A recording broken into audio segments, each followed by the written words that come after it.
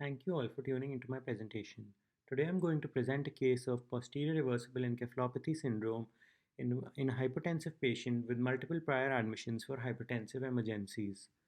Uh, Posterior reversible encephalopathy syndrome, or PRES, is a syndrome characterized by a combination of clinical findings like headaches, altered mentation, visual disturbances, seizures, along with typical radiological findings of white matter edema in the posterior parts of brain like the posterior parietal, temporal, or occipital lobes.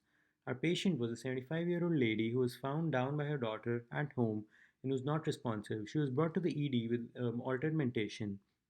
She has a past medical history of hypertension, multiple sclerosis, TIAs, COPD, diabetes, and DVTs for which she was on warfarin. She had a systolic blood pressure of more than 200, a diastolic of more than 100, a heart rate into 110s, and she was afebrile and maintaining saturation on room air. She was responsive only to sternal pressure and had a GCS of 11.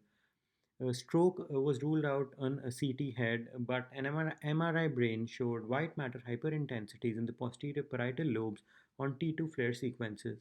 Notably, she has had multiple prior admissions with uncontrolled hypertension and altered mentation, which had normal imaging.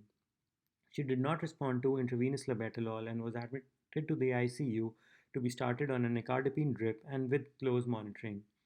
The goal blood pressure reduction was 25% in 1 hour with a gradual return to normal over the next 24 hours. Neurological symptoms resolved as the blood pressure returned to normal and mental status came back to baseline. She was weaned off to oral carvedilol and lisinopril and discharged with closed follow-up planned.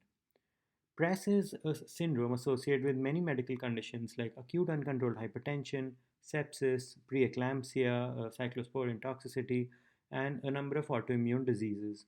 The most commonly accepted hypothesis for development of PRES in acute hypertension is the hyperperfusion, which leads to failure of cerebral autoregulation of blood flow.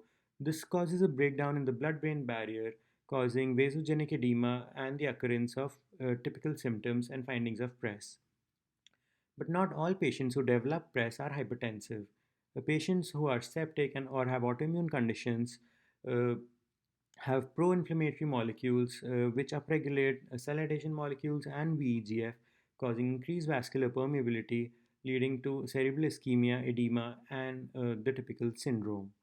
But neither of these hypotheses are able to explain the role of chronic uncontrolled hypertension in the development of PRES. A study on patients with chronic hypertension developing this syndrome showed elevated blood pressures for at least 48 hours preceding the onset of neurological symptoms. This might suggest that chronic changes preceding the acute episode have a role to play in the development of this condition.